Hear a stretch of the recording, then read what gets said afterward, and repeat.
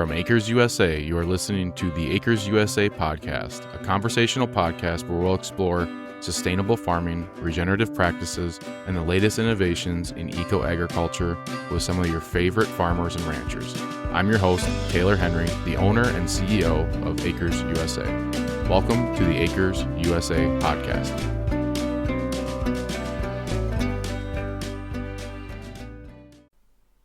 Recorded live at the 2019 EcoAg Conference and Trade Show in Minneapolis, Minnesota.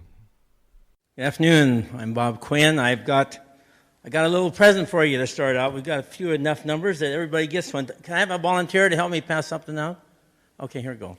So I'm here to tell you, I'm an organic farmer from north central Montana, and among the many things that we do is kamut. And when I came back to the farm after spending 10 years at college, my folks said, it's kind of a small farm for two families. It was 2,400 acres at the time. In Montana, that's only average for one. And so I tried to figure out what am I going to do to bring more value to my farm. And I started selling wheat instead of by the binful, by the truckload to direct customers in California. And then they wanted flour, and I started selling it by the pound. And that was really good. But now, folks, I'm selling it by the ounce. So when you sell wheat by the ounce, here, pass this around, and you can check it out yourself. We make this in Big Sandy, a little town with 600. And it's Ben asked me to talk about supply chain. Well, I'm a little bit at the other end of the spectrum from General Mills, I want you to know. So our supply chain actually started from zero, and it was a idea we had to sell an ancient wheat as more as a novelty. And we first took it to a food show in 1986. And by the end of that food show in Anaheim, California, we had one customer. And so we went home and we planted all that we had, which is about 50 pounds. So we had one farm, we had 1/2 acre, we had 0 products, and we had one customer. 30 years later, and you'll have to, Ben mentioned the book. So I wrote a book because I knew I only had 10 minutes here, right? And so you can get that tomorrow after my presentation in the afternoon, and that tells the whole story. But skipping ahead 30 years, we had, after 30 years, about 230 organic farmers that we were working with. Was there enough for everybody? Okay, good. We had about 100,000 acres under contract. We had several hundred customers, nearly 1,000 customers, making over 35 to 4,000 products. The only problem with that dream was that 75% of our market was in one country, Italy. And all the economics people will tell you, and I'll tell you myself, don't put all your eggs in one basket. You've heard of that, right? And when I said, we have all these customers, but the basket was Italy. And they found trace amounts of glyphosate in our grain, and they had a limit of 10 parts per billion. That doesn't exist almost anywhere else in the world. We had never tested at that level. We tested at 50 parts per billion and never found anything. At 10 parts per billion, they started to find stuff. That just knocked the socks off our whole program, and that was about 2.5 years ago in 2017. And within 2 or 3 years, we'd lost half of our customers. And to put that into a little bit of numbers for you, that means that we went to the farmers now. Money out of the farmer's pocket actually went from about 40, we had a total of about 40,000 metric tons. That converts into about $40 million to the farmers. And we knocked that right in half. So that's kind of the downside. But I don't want to get into all that. I want to just take a minute to tell about the supply side from the farmers to the first buyer. That's about half of the chain. Well, in my mind, it's about half the chain. And I'm going to focus on that. And there's 7 things that we did, to be real brief, to work with the farmers to create our supply chain. And being a farmer myself, I wanted to make sure that the farmers were taken care of because, normally the farmers are the ones who get the sticky end of the lollipop. And it's almost always that way. And I wanted to create a program that it started with the farmers winning instead of having to have them scrap for what's left over. So we started with price. And I just pulled a number arbitrarily out of the air, and I said, we're going to pay 3 times the non-organic grain price for wheat for our kamut brand wheat. And that was equal to about $9 a bushel. That was about twice the organic price and about 3 times the non-organic price. So we started with price and put that right in our contracts. And then we had to deal with seed, and I study Monsanto a lot, and I try to do everything the opposite that they do. And that's worked pretty well. And so, Monsanto makes a lot of money selling seed to farmers that they can't even replant themselves. And so our program is that we loan the seed to the farmers, and they pay it back at harvest time. And so it comes to them all cleaned. We try to encourage them to use our seed because it's really selected to be the best seed, and the purity has to be over 99%, so we make sure that the seed going out is extremely pure. If the farmers can keep their own seed that pure and they like it, then they're welcome to do that, but it's to their advantage to use clean seed. So we set it up so that they don't have to worry about that. We have a limit that how much a farmer can plant of 20 to 25% of his total crop. So we don't want to create an organic monoculture. That's just as unsustainable as a non-organic monoculture. So we want the farm to be diverse, and we don't want to contribute to its lack of diversity by having this to be a very high profitable crop, but letting them seed their whole farm to this. Number 4, we require a green manure crop. Now we're looking at the northern Great Plains. This stuff will only grow west of Bismarck and the upper half of the northwest North Dakota corner, upper half of Montana, southern Alberta, and southern Saskatchewan. Because if you go further east into where it actually rains, it gets black-tipped just like that. So we're restricted on where we can grow it. And in those areas, mostly there's summer fallow or chem fallow, now it's the rage for the non-organic guys. And so we required all of our organic farmers to plant a green manure plant or crop or soil building crop the year before to give good protein and also to our grain, and also make sure that they were regenerative organic, not just organic by neglect. Number 5, we hired a full-time farm consultant, and he went out and visited all the farmers that would have him come or would like to have him come and help them with their conversions or with any questions they might have about the grain or harvest or anything else. We helped later on down the road. We started helping them with marketing of their other crops, because in an organic system you have to have diversity. A lot of times the non-familiar crops or the less marketable crops were a challenge, and so we started helping them also market other crops. The last thing that we did was have a farmers appreciation dinner once a year when we gathered everybody together, and usually 40 or 50% of our farmers will come, and we have the afternoon all full of meetings of how we can improve our farms and our rotations and everything to do with agriculture, and then we have a big banquet and just some fun stuff in the evening. So we try to make this like a family. We don't have the formal structure of a co-op, but we try to act like a co-op. That means that we help each other. And when things are good, we all share. We have in our contract the right to increase the price if we so are able. I bet you there's not too many contracts like that. And so you know how prices go throughout the year. Sometimes it just goes sky high, and our customers can pay a little bit more because the market has gone high. And so we can give our farmers a little bit more in those situations. And then when there's bad times, there's always good times and bad times. And the bad times we work together to try to solve the problems as best we can. So that's how it works, that no one is allowed to take advantage of someone upstream or downstream. Everybody works together to have it come out the best as we can. That's it. Thanks for that, Bob. I appreciate that. So, today we're talking about two things, kind of combining into one thing. So we're talking about regenerative agriculture, we're talking about supply chains, and then we want to put those two pieces together. So, Trent, I'm really interested in hearing first, like how we define our terms. So what do we mean when we say regenerative agriculture? What does that mean to you? And, I think a lot of that is the probably top of the list of the buzzwords that we hear within agriculture currently, but it has real import and real meaning behind it. Could you walk us through what it means? I can give it a try. There are many people who would love an opportunity to share their views on what the answer to that question should be. I'm probably not one of them by default, in part because the minute we define something, we typically limit that same thing. And I am a staunch opponent of over-defining regenerative.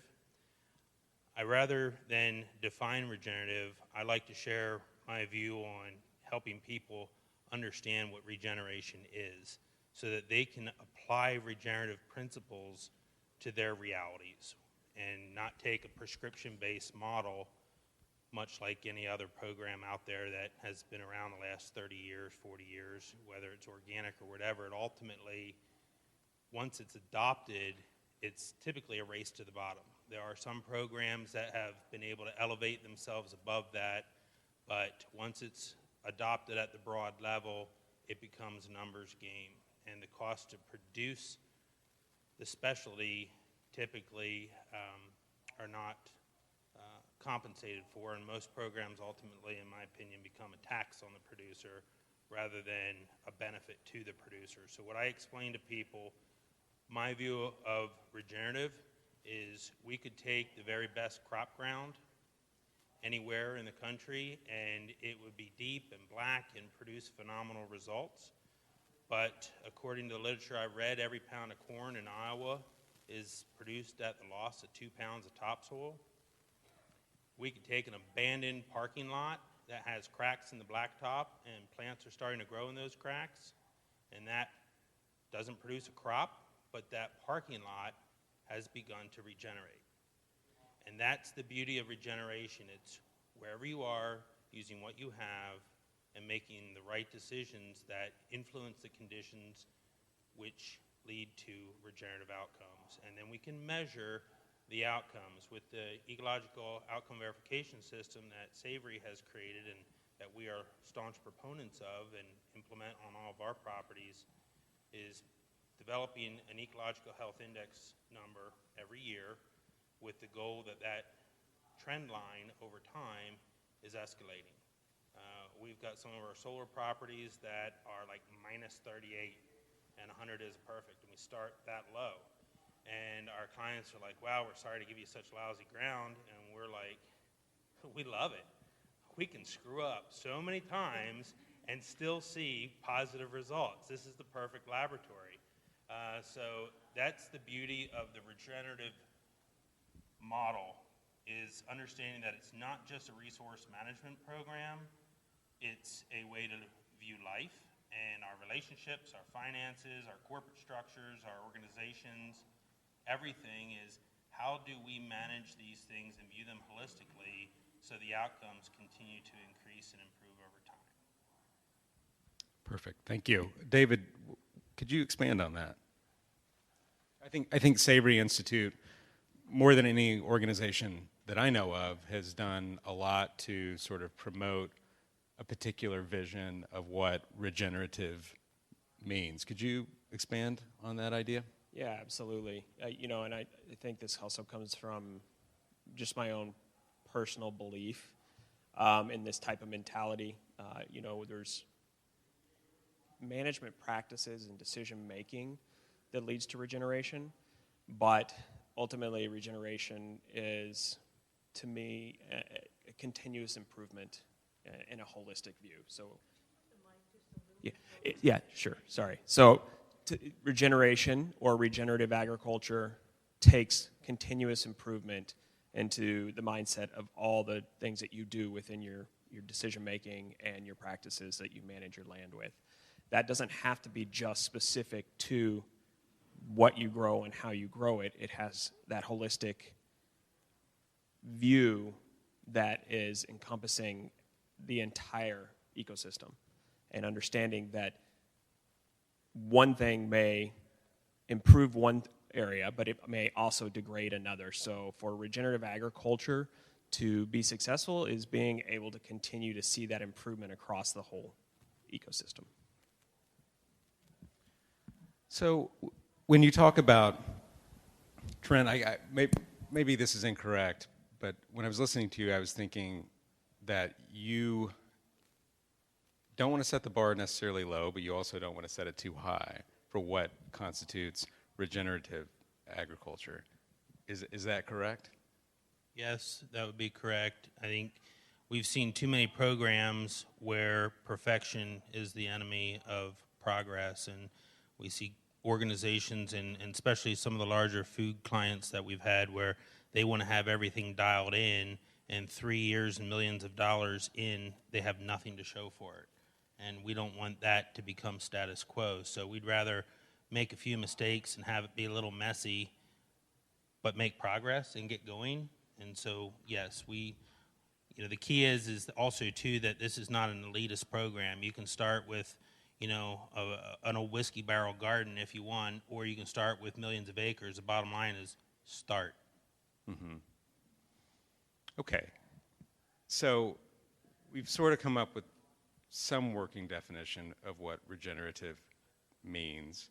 But then when you start talking about supply chains, you start talking about wanting to tell a story to the public. You want to sell a product. Then you start to get in the territory of certifications, of labeling, of measurement, of outcomes. I'm curious how that starts to influence what we mean by regenerative agriculture. As a consumer, if I am being told that a product I'm buying is grown through regenerative practices, I want to know what that story means. I want to know what measurements sort of qualify that to be called that particular term. So how, when the sort of rubber meets the road through commerce, how does that definition change, or does it? Anyone can answer. David? Well, I'd like to take a crack at that. I haven't had a chance to talk about my ideas about regenerative agriculture because, in my mind, regenerative means that if you did something for 100 years, the outcome and what you started with doesn't change. So it's mimicking nature, and I really, of course, I'm on the organic side of this, so that's how I came into it. And organic in the beginning was regenerative by definition. And when Trent was mentioning when you codify something, that's really true. I mean, you turn something over to the government, and it doesn't always go the way you hoped or thought it might be. And there is oftentimes a race to the bottom you're thinking about. So I'm trying to couple all the time with organic with regenerative, and now saying it that way, regenerative organic, because I believe that organic without being regenerative is just as deficient as regenerative without being organic. Some people think that they can be regenerative and just use a little glyphosate. And to my mind, that's it's only going halfway down the road. Let's go all the way. Let's do things so that they're really mimicking nature. Nature has been in cycles eons without the detriment of the environment or what the system is, and that's what we need to farm like. And there's no reason why we can't translate that into marketing and share that story. And if we do it in that kind of a way, then I don't think it needs to change. It doesn't need to conform to fads or other things that we see in the marketplace. We can be really baseline with what our goals are. Our ultimate goals would be regenerative organic in my mind, and how we get there, that's as immaterial as it's less important is that we are really striving for that, and that we don't park the bus along the road somewhere. So, Bob, you were involved in developing organic standards, certification standards for your home state of Montana, and also you had a voice in developing national standards as well back in the 90s. Do you feel like regenerative is going to go through a similar sort of vetting process, and that there will be national standards, or is that even the right question or the right approach? Well, and this question can apply to other panels as well. In the beginning, it was our hope that regenerative would become an innate part of the farm plan that was required. But as the government started defining that, and redefining it, we found that certain basic things are not really prescribed the way we intended or the way it was hoped to have been, so that you can nearly be extractive organic, you can be almost monoculture organic with all kinds of inputs and not be regenerative organic. This was never the goal. And now, as you all know, there's movements for new labels of regenerative organic labels, real organic labels, all kinds of things, and a little bit of a pushback to what the government has failed to do in carrying forth, I think, the original vision that certainly we had on the first NOSB. And the states are a little bit, they really aren't in a position to do organic standards anymore. They have to follow the national now, because we have a national program. In the beginning, the states all did pretty much what they wanted because there was no national program. But now that there is a national program, that takes precedent. And the states aren't really able to go ahead of that. No one is legally, unless you have a private group, which is what we're starting to see pop up again. So I have some strong opinions on all of that I'm going to step out on a ledge here, figuratively. And I sure as hell hope not, to answer your question. I hope the government does not try to implement some level of control on this. I think we as agriculture producers are at a unique time in history. I think the opportunities have never been better. I think there is more hope and excitement around resource management and food production than ever before in history. Our ability to message and tell our story to anyone that'll listen direct to the consumer via their smartphones is unprecedented. There's never been a time in history where we could communicate as broadly as we can today, and that is the unfair advantage that we as producers now have. We don't need gatekeepers to tell our story for us. We can tell it ourselves. When we operated direct-to-consumer farm store in Pennsylvania with our own butcher shop and cheese plant and everything else right there on the farm, we didn't need a logo or a validation because people walked around our farm and decided for themselves whether or not they wanted to buy it. We lived in the middle of nowhere now, and we have to ship product out. We kind of fell into that mindset that we needed some sort of third-party validation of our practices to tell our story. And for a couple of decades, we bought into that. And I'd say today, and I offer it as a challenge to all of you, is to kind of take that freedom back, that liberty back for ourselves. We can tell our own story. We don't need the government to tell us what our certification model is. It's outcomes-based only. We can control a greater amount of our the food value, the food dollar coming back to the producers, to the rural economies. But I think the real key here message for producers, the kind that would attend an event like this, is we need to break ourselves off of the drug of certifications. We need to stop thinking that this is the way to save the family farm or bring the young people back on or talk our banker into extending our mortgage. We need to look at the regenerative movement. The value of the regenerative movement is not through a certification and a premium. It's that we're going to manage our resources better, and we're going to increase the productivity of our land, and we're going to lower the cost of that productivity. That's the value to the producer by following a regenerative model. It's better management through better understanding and applying that understanding of our natural resources. That's our advantage. In a world in the not too near future, we should, as regenerative, organically minded producers, be the lowest cost food model out there because we're working in sync with nature. We understand it.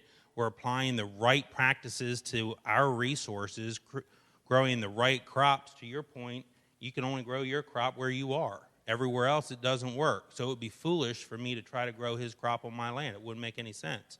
Plus, wheat doesn't really grow on rocks. But the point is to not follow through with a model for the sake of the model, but understand the principles underlying that model and apply them to the best of our ability. And that's where I think this regenerative movement needs to go, is it's a production model. Now, for those that want to participate in validation. That's where we have an outcomes-only based model that Savory has, and it's not really worried about what you're doing on the land because, in my words, because the reality is when you do an annual check on the land, it's either going to be healthier or less healthy. And that's demonstrating whether it's regenerative or not, in my opinion. Yeah, and David, maybe you could speak to that, because Trent, as you're talking about the outcome being the thing that's important, in my mind I'm wondering, well, what outcome? What is the outcome? How are you measuring it? What are you looking for? And how do you communicate that to a consumer? David, maybe you can take that one. Hey, Eco Farmers. This is Taylor Henry with Acres USA. I hope you enjoy this podcast as much as I enjoy interviewing these folks. If you're serious about regenerative agriculture, I've got an incredible resource you need to check out, the Acres USA membership. You farm in the physical world, and you deserve a physical printed magazine to match. Since 1971, Acres USA magazine has been the leading voice in ecological agriculture, delivering the best insights from regenerative farmers, agronomists, and researchers to help you farm profitably without toxic chemicals. Our membership included physical and digital copies of the magazine each month of the year, which has always been a standard for Acres USA, but we wanted to over-deliver on content. When I acquired this business, I was happy to find that we had years of audio files from presentations at our annual EcoAg conference. And guess what? They were hiding. Well, not anymore. We developed this membership portal that gives you access to the recordings from farmers like Gabe Brown, Gary Zimmer, Joel Salatin, and Mark Shepard. We also include recordings of private events. Finally, if you are like me and you like listening to content, we are now producing a membership-only podcast of each issue of the magazine, so you can consume each article while you're out in the field. To make things even sweeter, you'll get discounts on books, workshops, and events to keep expanding your knowledge. So are you ready to take your farming to the next level? Join today for a ridiculously low price at eco-farming.com or see details in the notes. Yeah, I think before maybe going into some of those details, I wanted to say that I think some of the missing parts with the government regulated certification programs is they set an expectation that a producer or farmer has to meet versus meeting them where they're at. So where are they at today? And how do you say, this is where I'm at and how do I improve? Versus telling them that they have to meet these expectations and then assume good intention comes from that or good outcomes come from that without measuring it. It's just, I checked the box, I'm part of it now. That's where this outcome piece becomes so important, is that if you're not constantly measuring, monitoring, and pivoting when you see negative results from management decisions, then you're not really getting the desired outcome you want. You may have the check boxes, you may have this, but you don't know without doing that measurement and seeing what the actual outcomes are from that. And so that's why we really drive home the idea of outcome-based verification. And those details in that measurement are designed to identify and represent and see where you are on the scale in terms of the ecosystem function in your ecoregion. So understanding where you're at today, understanding what the potential is, never feeling like there is a threshold to be met, that we're always continually looking to push beyond that, or push beyond where they're at today, is the key thing to regenerative agriculture that is different from an organic certification. And no knock on you, Bob, and what you guys have developed, because your mindset was there, but it created a structure that was designed to get to versus meet them where they are and continue forward, from my perspective, is what I've learned. But so what is the story we're trying to tell when we say regenerative agriculture? In my mind, the story you're telling to the public is, this is the practice that fights climate change, right? This is the practice that sequesters carbon in the soil. That to me is sort of the short synopsis of what regenerative agriculture means. Is that accurate? I mean, is that what we're striving for? It doesn't matter necessarily where you are now, it's where you're heading? Sure. I mean, it's the term that has been coined as the solution, right? Right. And we could get simpler in the terms of regeneration is net positive returns versus, degrading net negative returns. And we all know the word sustainability as well, and sustainability is just net zero, not taking anything out or putting just as much back in as you take out. And so I think the idea is ensuring that the way we're producing our food is creating net positive return on the land. Mm-hmm. And I'm just curious, what are some tools that are being used to quantify that? Yeah. Yes? Okay. Sorry. The tools being used to quantify those net positive returns? Correct. For example, the Savory Institute. Yes, of course. Our ecological outcome verification protocol assesses soil health, ecosystem function, biodiversity, water retention, and other aspects related to water scarcity. So it's a multitude across the spectrum of the ecosystem that you're assessing versus, like I said, saying I did not use glyphosate, that can help you. Did you have something, Rex? Yeah, go ahead, Bob. I think it is really a mistake to try to pit organic against regenerative, and some people don't do that. No, but some people do. and what I see is regenerative is a little bit in the position that organic was 30 years ago, when everybody had their own definition. And the problem, and I'll tell you what, folks, I was one of the least excited about going to the federal government for a solution. But we had states all over this country either defining organic this way or that way, and many didn't define it at all. That left the people within those states free to define it however they wanted.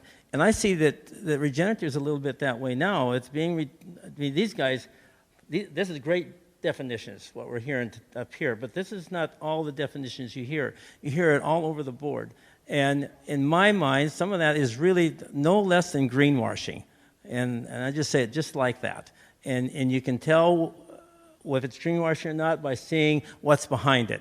If you go to these folks, they have something behind what they're saying, and it's legitimate and it's solid. But that's not true with everybody. But without a recognized and definition that's kind of set in stone or agreed upon, you have that. And what Trent was saying about the local farm, that's really, really true. If people all know you, you don't need logos, you don't need all this stuff. But let me tell you just one incident of our experience in Italy. So the kamut we take to Italy, we use a trademark. We say it's always organic, it's 100% ancient grain. And we started finding all these health values compared to modern wheat. It was anti-inflammatory. People who couldn't eat modern wheat could eat it, all this stuff. And it was selling for twice the price. Well, it doesn't take much imagination to think that handlers along the way in Italy, which is a long way from here, out of our sight and not our control, started adding their own cheap grain to that to make more money. And there was no control. We had to finally go in and develop a DNA fingerprint, which we could actually test pasta, bread, flour, kamut milk, anything along the whole chain, and see what percent of kamut was there. We were astounded to find some of our best and biggest customers were like 40% that they were cutting it. And yet they were all telling the same story. And if we don't have a way to verify, everybody isn't as honest as all the folks in this room. And it's just as simple as that. And there has to be some way to verify, quantify, and agree what the definitions are. We have grain as a grain farmer. I have friends in Kansas who can't sell their wheat. You know why? Because cheap wheat is coming in from Ukraine. Is it organic? They say it is. But is it really organic? Well, this is a big question. So this is the kind of reason we really need to have verification. We need to have a way to act if there's fraud, to protect those that are trying to do it right and support that. It seems like all roads lead to Ukraine now. That's just... Anyway, well, it's going through Turkey. I can say, shall we talk about Turkey? It goes through Turkey. Well, so something, Trent, you said in a conversation we had previously was that if you are adopting regenerative farming practices in order to charge a premium that just stop right now. You're doing it for the wrong reasons. Expand on that, because I want to tie this back into, now that we've defined regenerative agriculture and sort of what it is, I want to tie it back into what does this mean for small and medium-sized farmers, and I want to loop it back into supply chains. But first I want to start there with you on sort of the motive behind adopting these practices. I will try to be concise. Shut me down when you want. I'll turn your mic off. There you go, when I got my thumb on it. So we were cheesemakers for many, many years. Farmstead artisanal cheesemakers, did kind of well with that for about a decade or so until I got bored. But we would do a lot of training on cheese making, and I begin to realize that there are a lot of small dairy farms, family-sized dairy farms, especially had young people wanting to come into the business that wanted to get involved in cheese making because they thought it was the way to save the dairy farm. That is the most incorrect reason to start making cheese. If that is your motivation, is simply to convert milk into cheese because you think you're going to get more money for it, just sell the damn farm. It's just the wrong thing. You'll never be able to produce cheese at the economies of a commercial modern cheese plant. So it's the wrong motivation. If you're an artisan and you love food and you just can't imagine a day of your life where you're not creating something beautiful from that white gold, then become a cheesemaker, because now your motivation is correct and your passion is going to be aligned with your work and beautiful things will happen. Probably still not going to make any money, but you'll enjoy your life anyway. And so it's understanding that. And so if we go into these programs and either directly or indirectly with clients, I've done pretty much every food program out there, from certified organic to non-GMO project verified, grass-fed, humane, welfare, all these things. We actually had the only certified organic, non-GMO project verified, AGA grass-fed verified goat dairy for a while. We were milking about 1,000 goats and making cheese, and I mostly did it because they said it couldn't be done, and it made no sense, so we discontinued it because goat milk is already a perceived premium product. When you stack 3 impossible certifications on top of it, you can't ask the consumer to pay enough to justify it. It just was the wrong business model, the wrong motivation to do it. It was ego-based, not logic-based. And so we also see that, in the 80s and 90s, when the grazing came from New Zealand for dairies, it was groundbreaking in many ways. We were early into that system, and the motivation for that was not grass-fed or any perceived health benefits from grass-fed. It was a lower production cost model. That's why it came over. New Zealanders, the Kiwis, produced the least cost milk in the world. That was the motivation. And then we had a couple of great people, Joe Robinson, Sally Fallon, Alan Nations, that started to help us all understand that there were health benefits, there were community benefits, land benefits to a grass-based system, and then there started to be interest, demand, premiums, certifications, on and on and on. And then again, we ended up with issues where people were feedlotting and so forth, and we need to do some housekeeping. And the motivations in the last 20, 30 years have shifted from a production mindset to a premium marketing mindset. And that's where producers have handed their freedom and their control over their enterprises to the gatekeepers, the people who buy large quantities. And that's where I think that we have the opportunity to look at regenerative. In my opinion, there is no such thing as a regenerative product. There is product produced on land that is regenerating. It's really super critical that people understand that. There's no regenerative beef, regenerative grain, no. Land's regenerating. Products produced on land that's regenerating are what most consumers think of as regenerative products. And so we need to look at it as producers, land stewards, resource stewards, in my opinion, as a method to better take care of, to steward our resources and lower the cost of production through better understanding of the natural rhythms. So that should be our motivation. If there's a premium to be had It needs to go in our bank account. It needs to go to grow the operation to bring on the young people. If, like in grass-fed, we need that premium to justify the cost of the production, we have a failing business model. And that's the driver for so many of these every 5 minutes there's a new damn certification out there. It's just ridiculous. If you follow the food news, it's all the time there's a new certification coming out, and a lot of us jump through the hoops.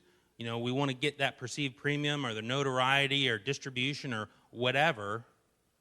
And when we sit back and we look at it, typically there's about a 3-year window where first adopters can get a perceived value, and then it becomes a tax, where you have to do this in order to enter the playing field, and it's no longer a premium. And that's why I think the regenerative model needs to be very carefully managed.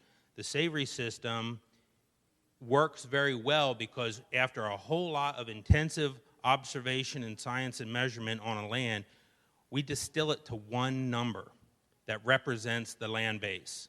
And that's what we call the ecological health index number. And annually we review it. And again, if it's improving, it's less negative or it's more positive, then your land's regenerating. And so that model works. I don't know that for the sake of the consumer-facing brands, if it needs to go beyond that. I think being able to put that either an AHI number or trend line or just simply the representative logo of the land and market program from Savory that says the land is improving. That's enough. I don't know that we need to define it with words more than that. I think that's the beauty of this, is it's outcomes only, so we have numbers that can do the speaking for us. We don't have to make it a punitive and prescription-based program like so many of the others. Any response to that? Go ahead. I think that's great. And I have only one thing to add to that, and I would agree with everything that, almost everything except for the prices of food. We have a very cheap food focus in this country, and there's a very high cost of cheap food. And we can produce it better, but we don't need to produce it cheaper. The thing that I would add to everything that Trent had to say is the nutritional value of the food. If we have spent a lot of money in the last 10 years just looking at modern wheat compared to ancient wheat. And what that has opened up in my mind, in my ideas I never thought much about before, is that food really should be our medicine, and medicine should be our food. And unless that's true, the treadmill that we're on now, creating ever-increasing chronic disease in this country, will not change. We can have an organic Twinkie raised on regenerative ground, and it is just as unhealthy for us as the best food that you have. What I would like to see, in addition to how things are grown, about what kind of nutrition do we have? Is it inflammatory? Is it anti-inflammatory? Does it cause other health problems if you were to consume this product? These are the kinds of things that would drive the markets and drive farmers and reward them for growing more nutritious food.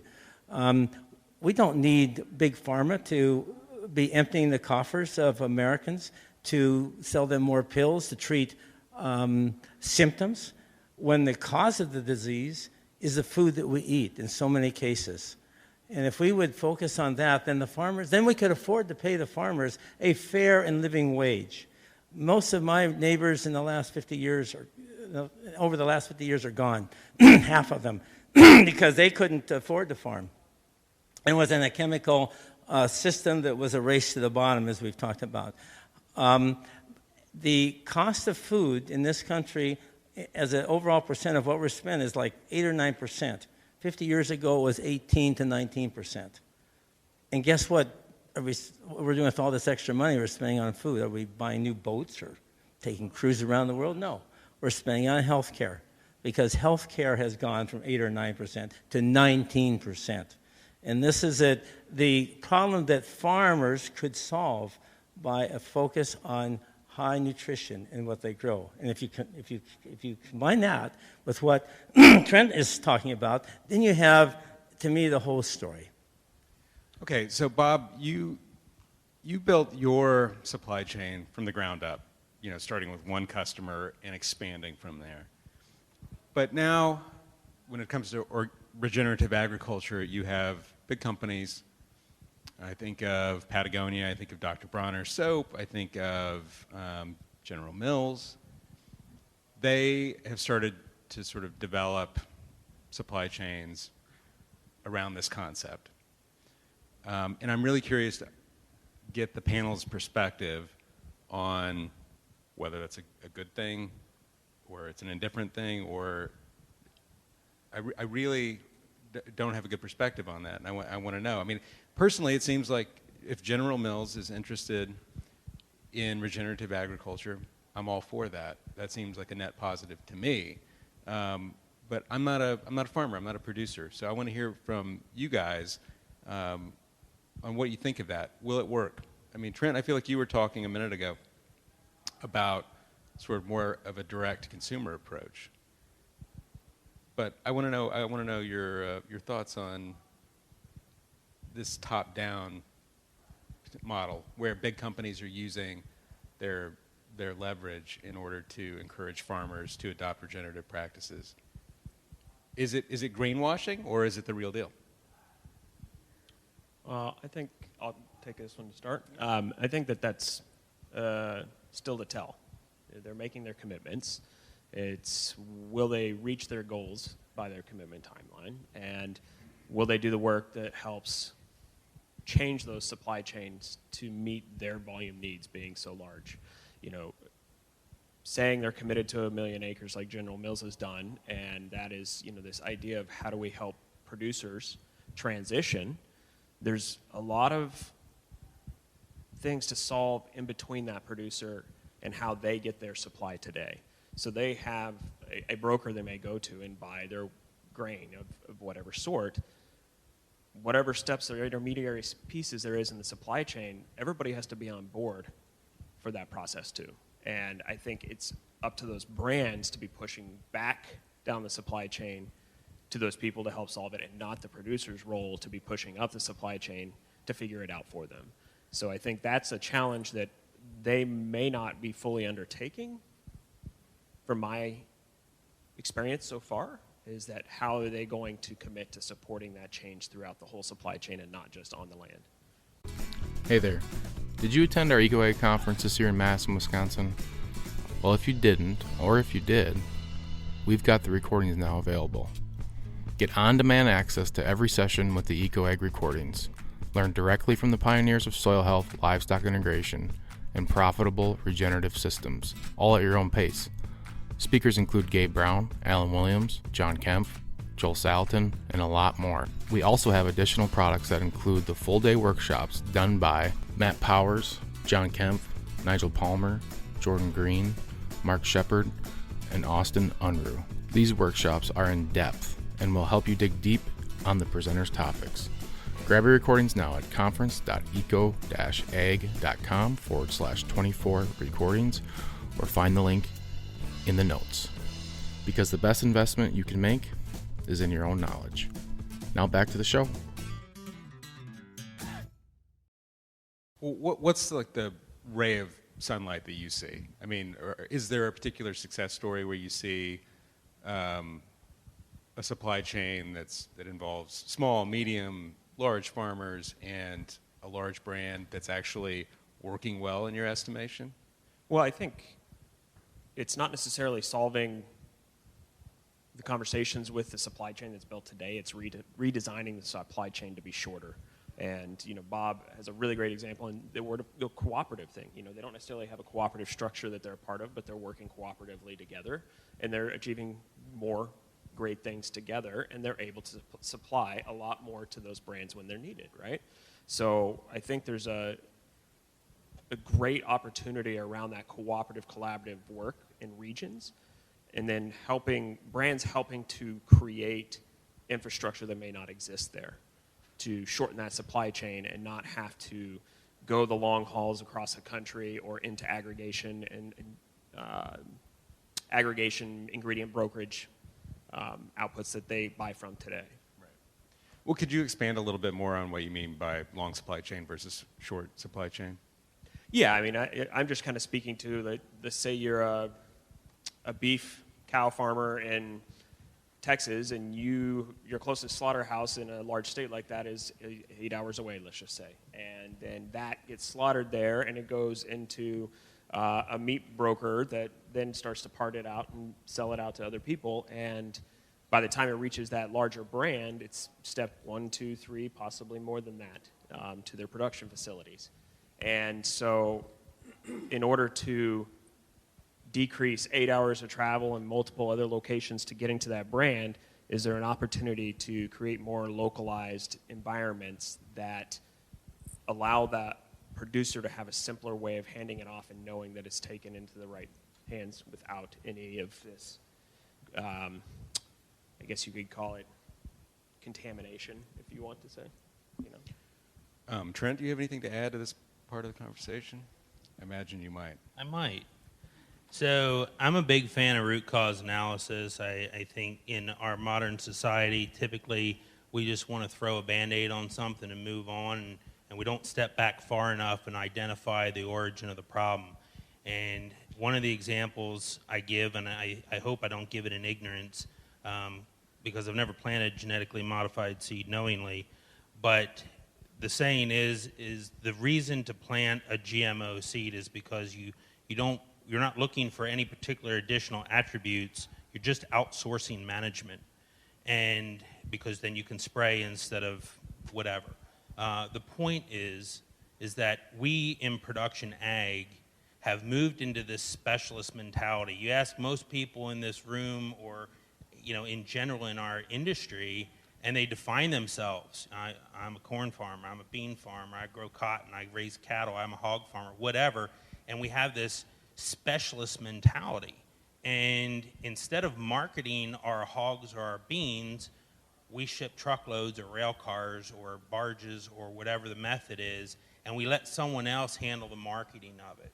And as we continue to give up these controls, we end up having to work harder and harder and farm more land to have the same lifestyle levels. And I am a very passionate advocate for our rural communities.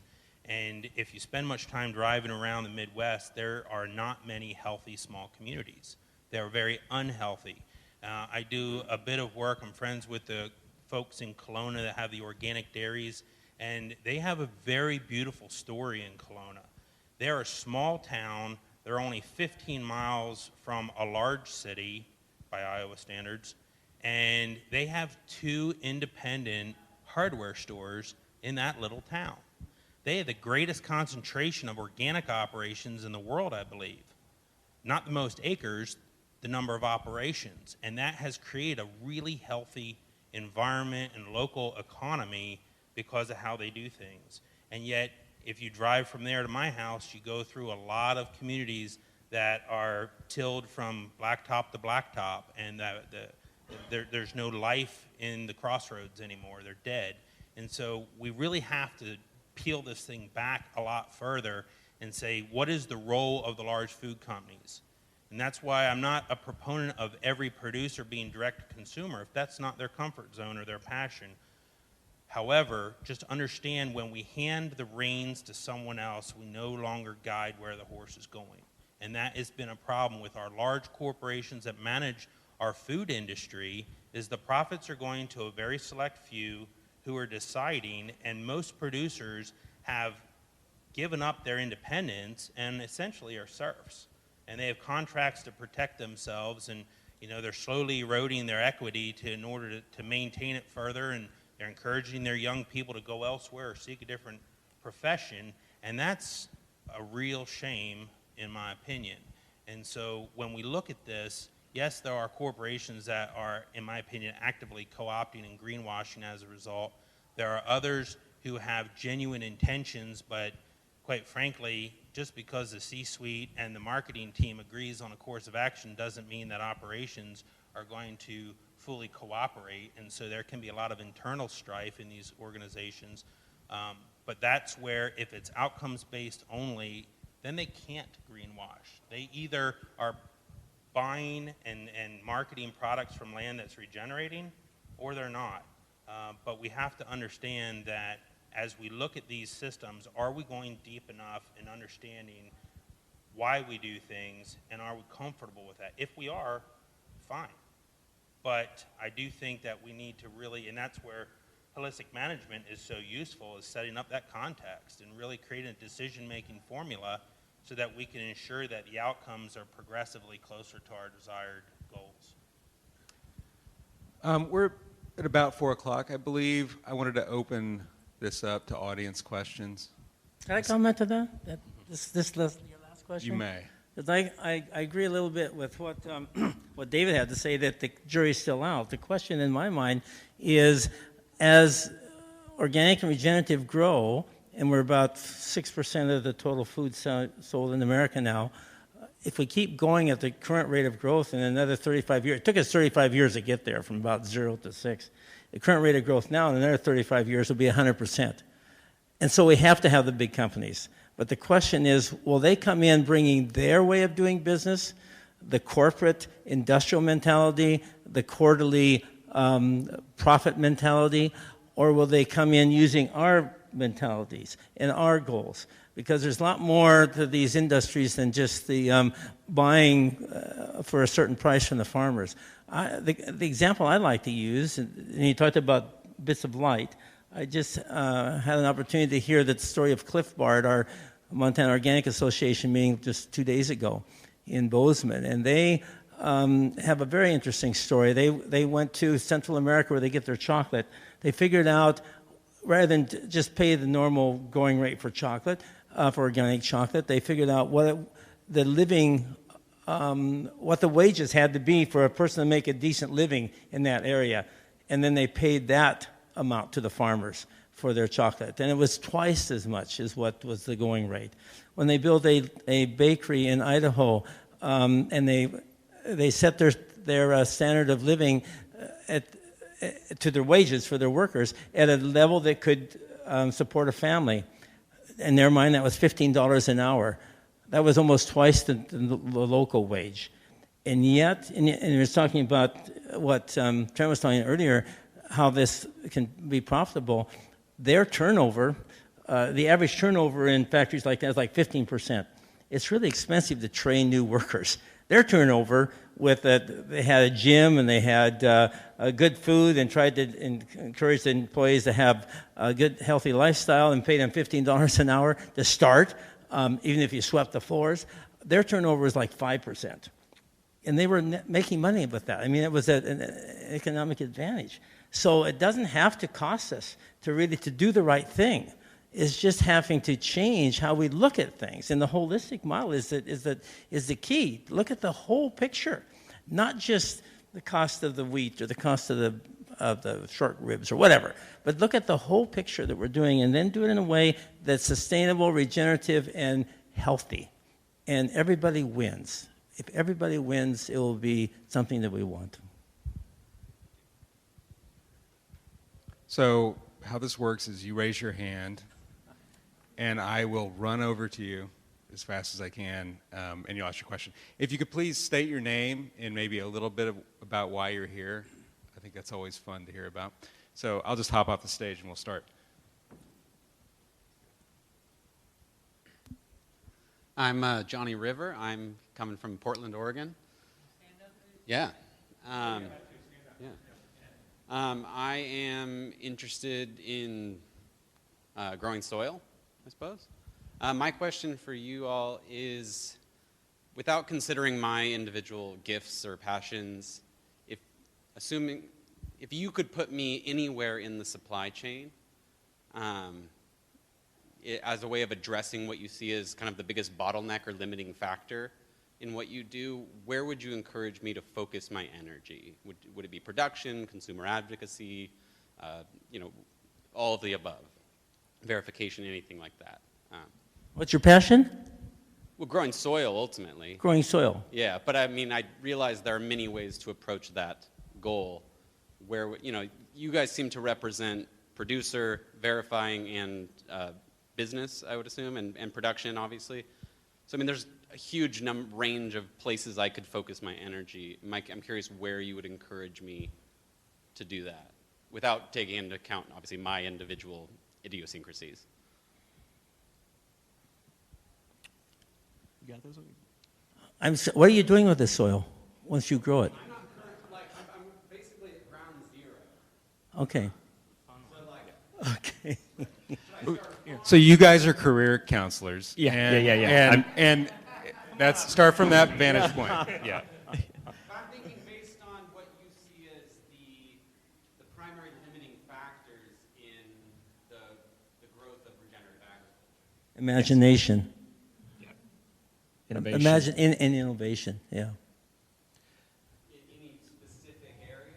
All areas. It's not just one. I don't think we're tied down or limited in one particular area. We have potentials. You were saying too earlier about giving away the farm or whatever in almost all areas, and we need to, I think, be innovative at all levels and doing things better in more regenerative ways, in more healthy ways, and in more fair ways. What was it that Trent said? You said just start? Yeah, so, go ahead. Well, no, I was going to say, you grow soil. That's something that you want to communicate. Share that and educate those that don't realize they're growing soil.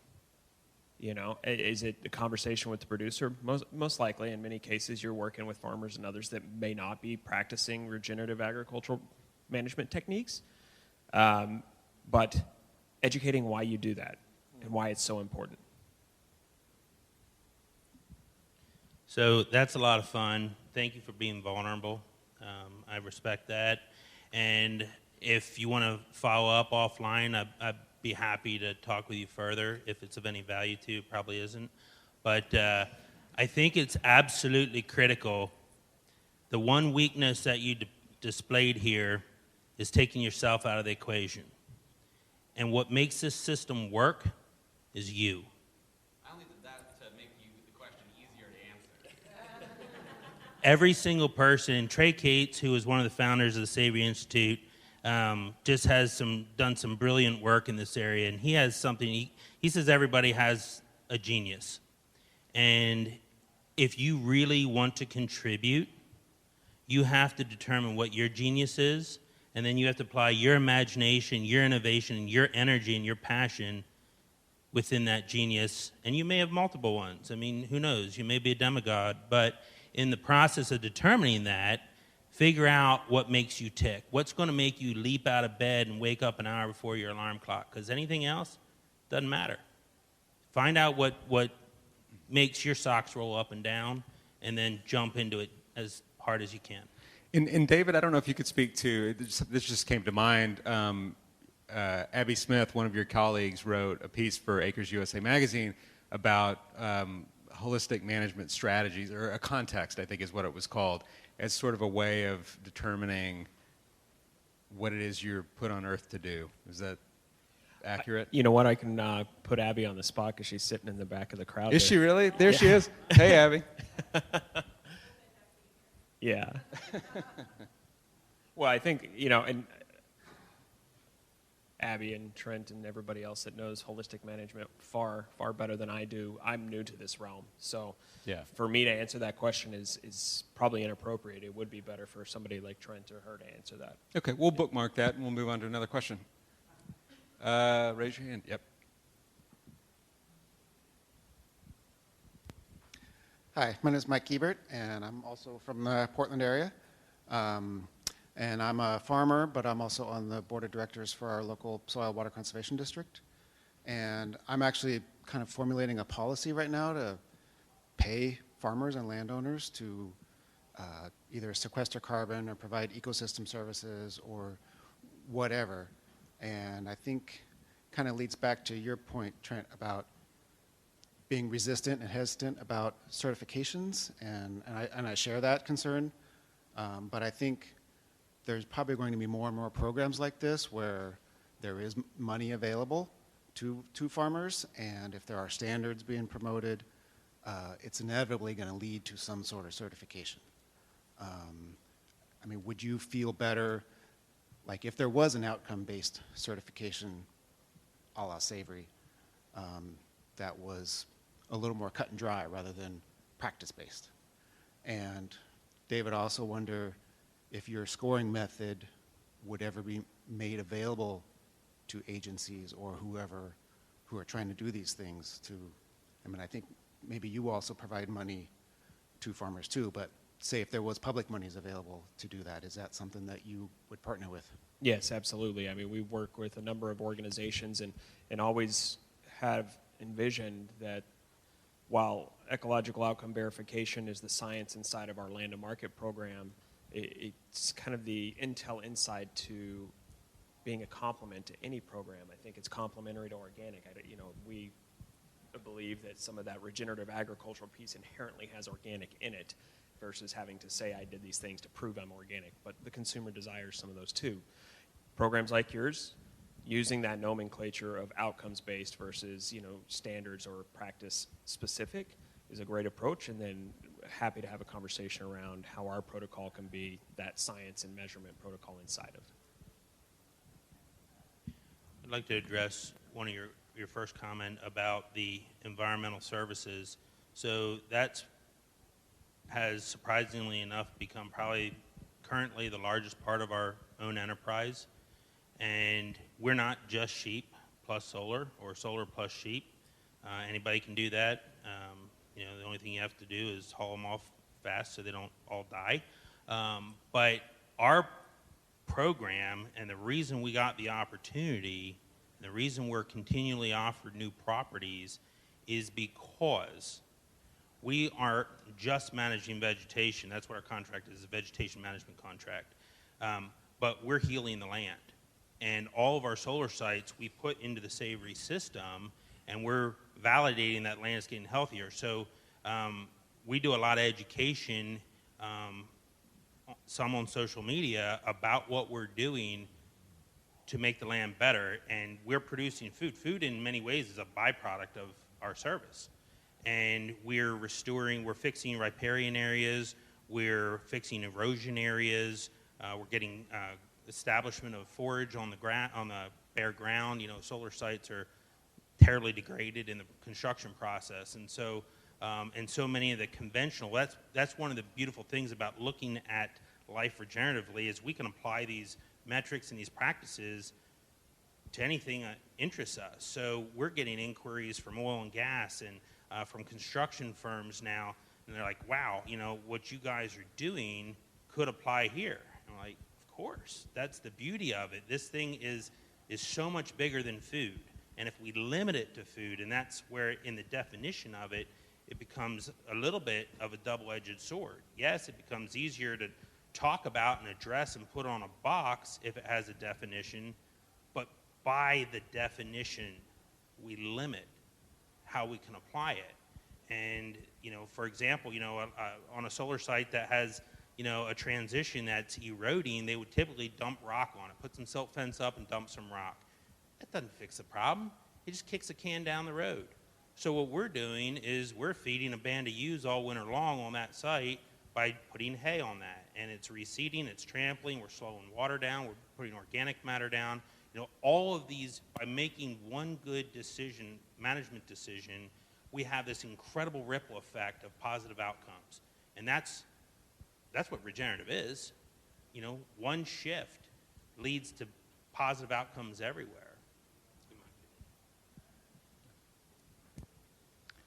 All right, another question.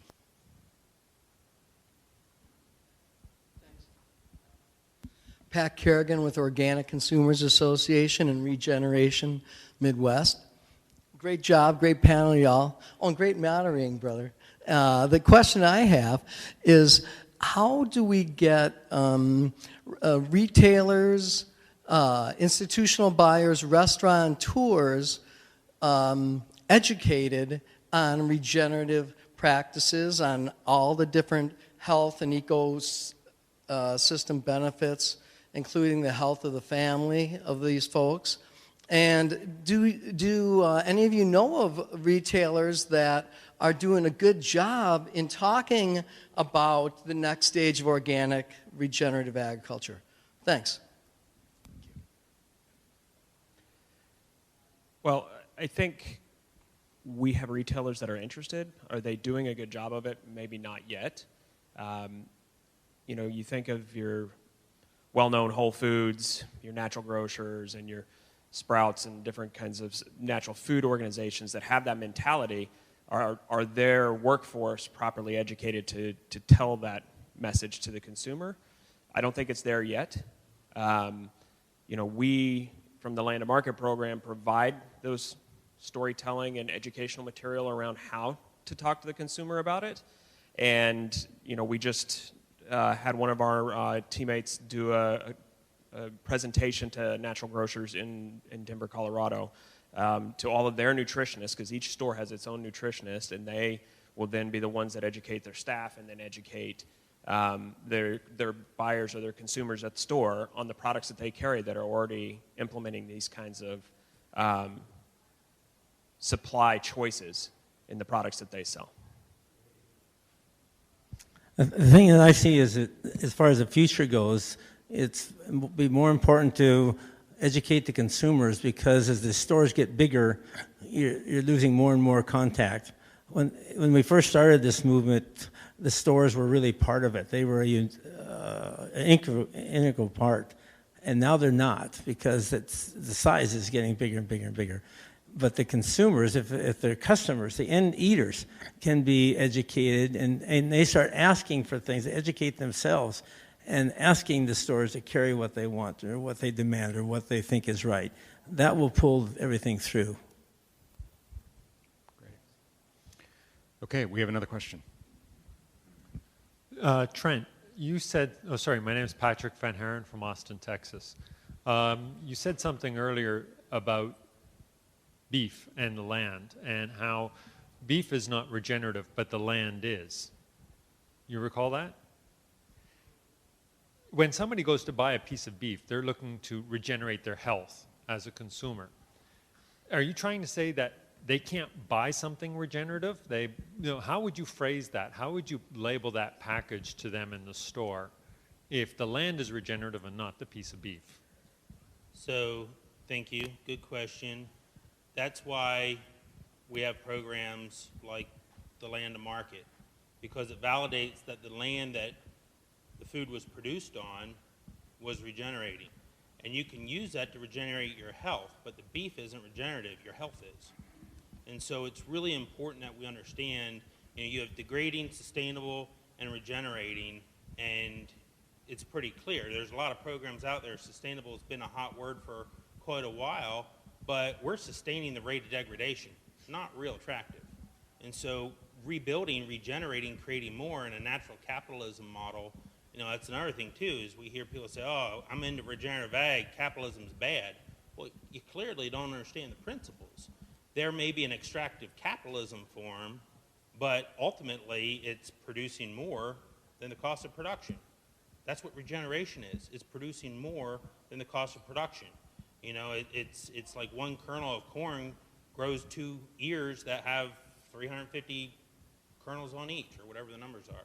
So it's understanding that, and that's energy is continuing to flow through. We have energy cycles and understanding all these various principles, and that's where I think that's the beauty of it. When we went non-GMO, you put it on a pack, and it's a nanosecond, it's a billboard shot going down the freeway. Oh, you're non-GMO. Full stop, end of subject. There's nothing more to talk about.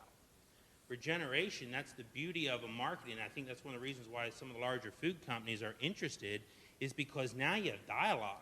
You have updates all the time. There's something to talk about for eternity. Once you go certified organic, okay, now what? Now we try to, hopefully people that go that route have a good heart and a good vision, and most do, but there's no incentive to continuously improve. That's why this model of outcomes is the only system that has really any true hope and offers. Now, you can stack other enterprises or certifications on top of it, for sure. I'm not saying it has to exclusively be in this way, but everything that we approach should be regenerative. And this is our opportunity to share with consumers this whole model. A lot of people, so I'm going to step even further out on the thin ice. I'm tired of conversations around climate change. I don't care one way or the other. And the reason I say that, it's a little bit to get your attention, but by saying it, we are shifting the responsibility. We want government, we want corporations, we want other people to do other things to offset the problem. When we talk about stewardship, we're putting ourselves in the mix. We're saying we are responsible. What are we going to do today? How did I allow this to happen? So what choices am I as an individual going to make to lead to the outcomes I desire?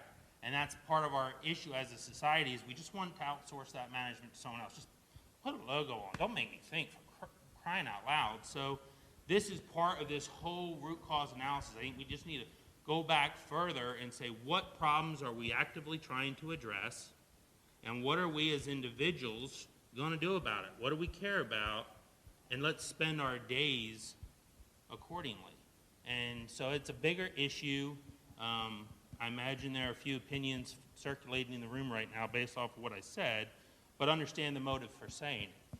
It's really getting us all to start taking personal responsibility. Get off the couch, turn off the entertainment, read a book, grow a plant, kill a cow, do something useful with our lives. And that's the beauty of this, is it's a journey. It's not a destination. We can do this forever. Okay. Actually, I was going to jump in to answer part of his question in terms of the product that comes to mind, because we've had this conversation with many people.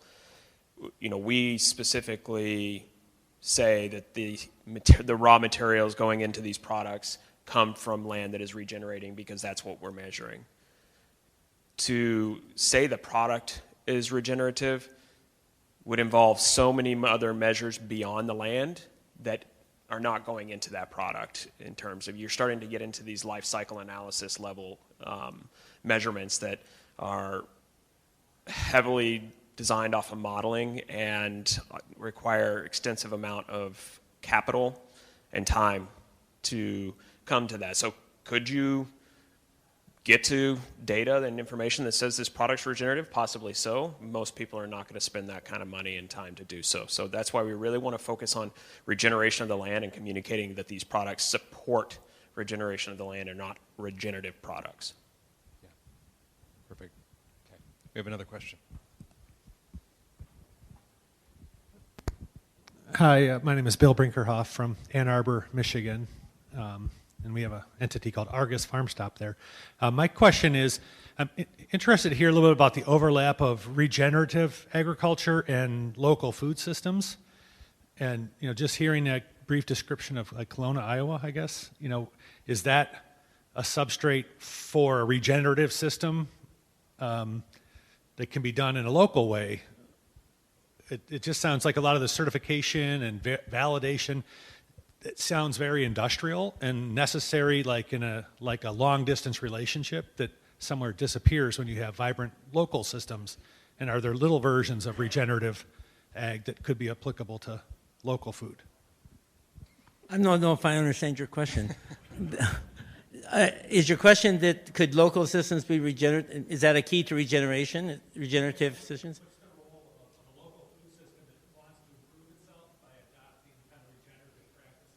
Well, I think that if they're going to be sustainable in the long run, that means that they can go on and on and on. I mean, come on. And I love the way, we can't, how people have co-opted terms. Monsanto says they're sustainable now. This is what happens when you define a term and then someone co-opts it too. So if we think about the concepts of regenerative organic that I like to put together is that we're really focusing on life and living systems. And we're doing everything we can to maintain and bring vitality to those so that they can continue to give and take from the system in a way that can sustain itself and is not degrading anything. And the thing that I always think that it's important when you think holistically to add to that, the human aspect. Are the people being paid fair wages?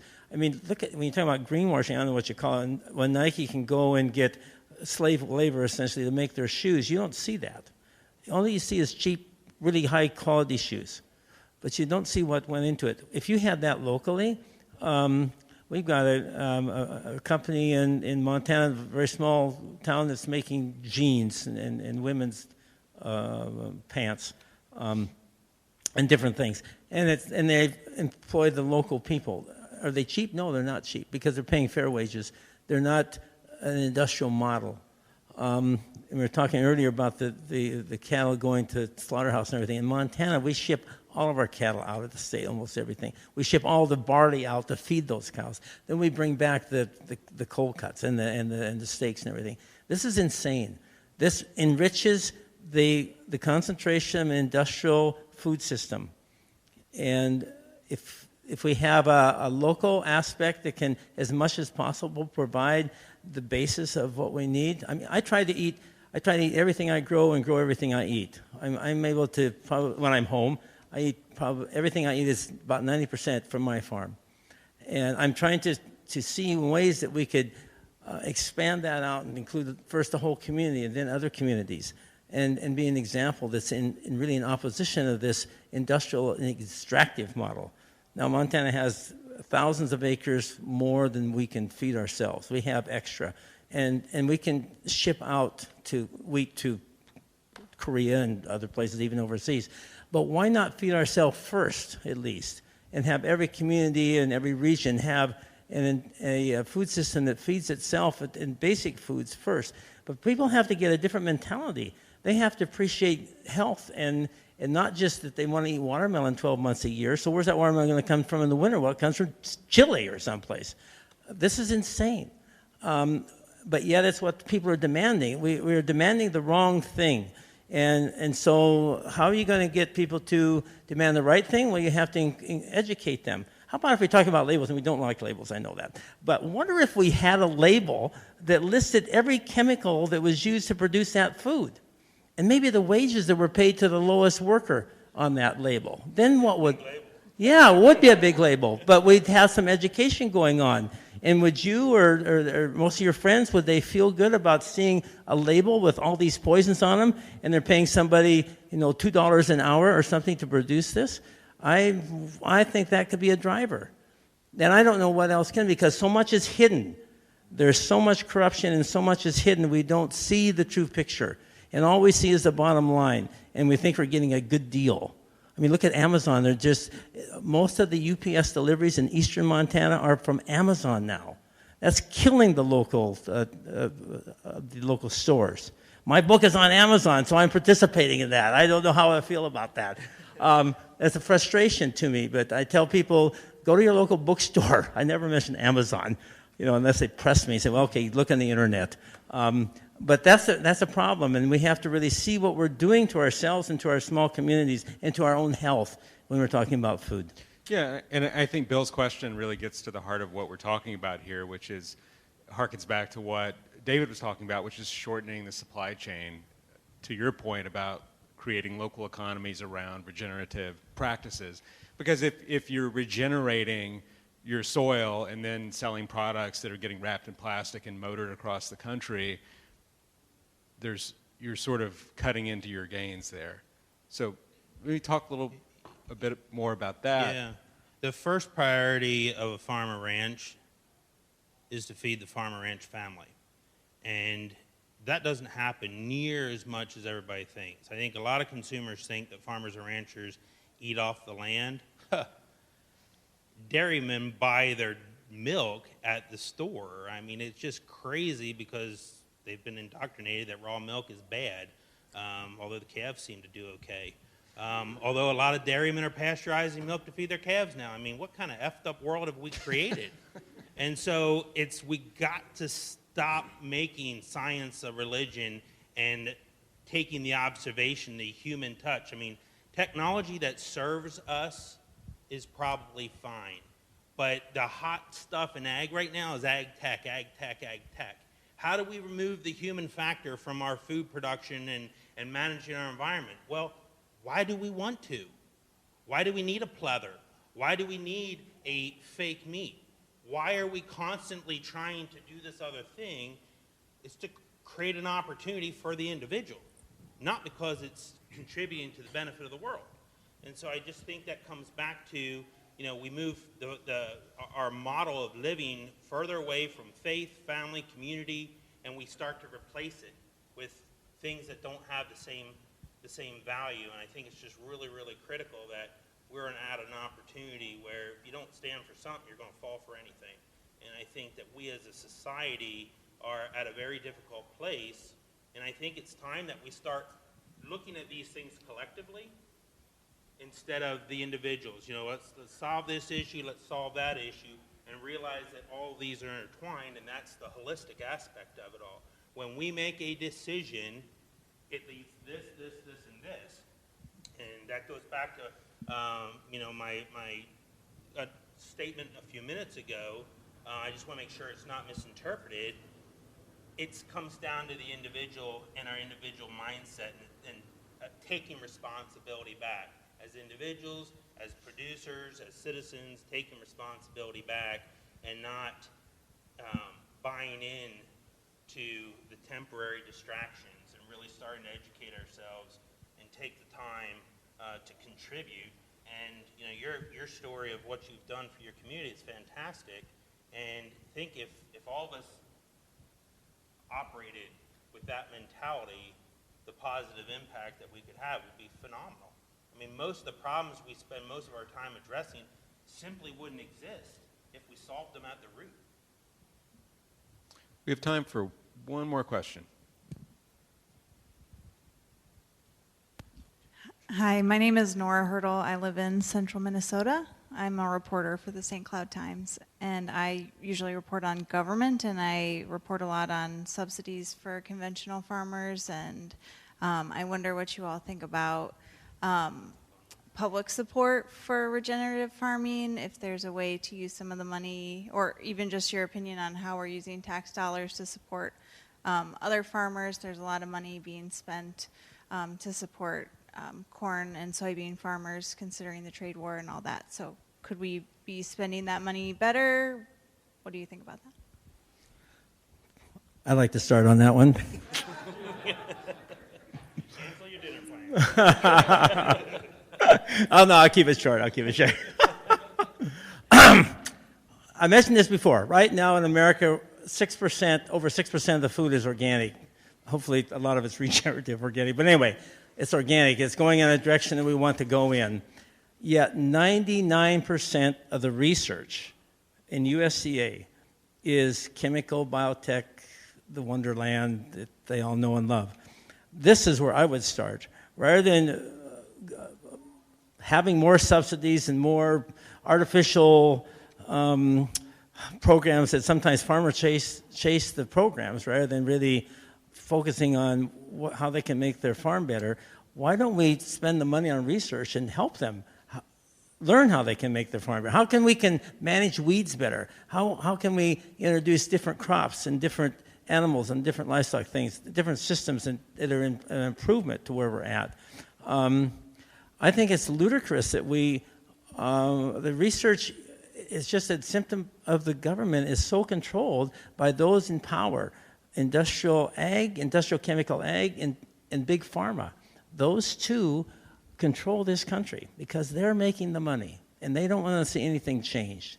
And if we would break the stranglehold that they have, just one purchase at a time in the store, one dinner at a time at home, that's the only way we're going to break it. We'll never break it at the ballot box anytime soon, that's for sure. And so if you're going to throw government money at something, I would throw it at research and try to open up ways that farmers can change and gives them hope to change and information to change. We don't have any county agents that really help with us. We have people like you see in front of you here today that are great resources, but they're few. We should have resources like this in every county. That could be a good use of government money to help teach others. Yeah, and I mean, to kind of riff off of that, I would say that it is that research, that education, that support, that training support, that transition support. I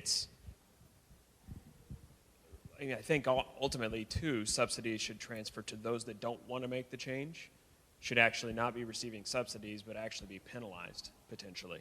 that those that are making the positive changes and moving in the direction that is improving soil health and our food's nutritional values and everything else should be rewarded, and not those that are just, taking advantage of government subsidy programs. I don't have any opinions on this question whatsoever, but if I were to have opinions, I think all subsidies need to be canceled immediately. Full stop. And I will go further with that because now it's interesting that we're talking carbon credits, and I'm still evolving my thought process on carbon credits. But I've been challenging myself to think a little more broadly. So we're now going to pay farmers to put the carbon back into the ground they released it from for the last 60 years. I'm not in favor of hiring the fox to guard the hen house. So I think we really need to recalibrate how we solve problems. And we need to let that pendulum hang dead center for like a minute once in a while. It's either stuck up here, it's stuck over there, and we're just reactive, because we don't have a plan. And that's as we learn and adopt and start implementing holistic management or holistic principles in our lives, we begin to look at things a little differently. It's like, how did I allow that to happen? Well, because I didn't know what I was doing. And so I do say start, but, educate yourself in the process. We have what we call rapid feedback loop. Well, if it's not working, adjust. And so it's an evolving understanding. And I am very early in my journey on this. I mean, it's just like, I constantly think, wow, I sure learned a lot, and oh my goodness, I'm an idiot. And there's just this beautiful thing is there's never a day that we'll have it figured out. But it's really, really critical that we question what we're doing. And that, it's one of my favorite quotes by Ray Hunt is observe, remember, compare. He applied it to horse training. I think it works in life. And I think we just need to look at that and say, when it comes to government, it's the old adage, the worst phrase in the English language is, we're from the government, we're here to help. We think government's going to fix these problems. What problems has government fixed? What new money did they create that didn't come off of a printing press? So I just think that we need to reevaluate, because if the government's involved, you're going to have unintended consequences. That's the only guarantee. There's going to be something that wasn't thought through. And so we help out one group. Well, I'm in grass-fed proteins. I don't benefit from payouts on tariff issues. It doesn't come to us. There's a dairy payout. Well, that doesn't go to a goat farmer. I mean, it doesn't work that way. So our most progressive folks aren't benefiting. They're contributing to driving the change, but they're not benefiting and maintaining status quo. And we're pretty well aware now that status quo isn't working. We're only at best sustaining the rate of degradation, and I think it's really critical that, again, we just go back to the basics and continually challenge the accepted norms. If we're not challenging, if we're not making mistakes, it's because we're not trying very hard. And I really think that we need to adopt that. And that would be, the encouragement I would share is, we live in a dark time. You don't have to follow much of the media to get depressed pretty quick. Well, what we're selling is not a regenerative product. We're selling hope, because we know how to fix this stuff. And it's beautiful because every day in our operation, the areas that we influence, we're seeing progress. I was getting pictures texted to me from one of the solar O&M operators that we work for, and he's down in Hattiesburg, Mississippi today, and he's sending me pictures of sheep manure and new grass growth underneath a solar panel. It's like, this is incredible. This stuff works. And he's an engineer, so if he can figure it out, there's hope for the rest of us. So anyway, it's pretty exciting stuff, and it really, how you do it is less important than just doing it. I think that's a great place to stop. Let's thank our panelists today. Thank you for listening to the Acres USA podcast, a podcast production of Acres USA. Find us on Spotify, Apple, Google Play, and other popular podcast platforms. Acres USA is North America's oldest publisher on production-scale organic and regenerative farming. For more than 50 years, our mission has been to help farmers, ranchers, and market gardeners grow food profitably, regeneratively, and with nature in mind. Find our books and other Acres USA media and learn about Acres USA events at acresusa.com. Read our online magazine at members.acresusa.com, and we'd like to thank Acres USA staff for their contributions to producing this podcast. This episode was edited and engineered by Weston Larson of Acres USA. We're grateful to our guests for taking the time to talk with us about their experience.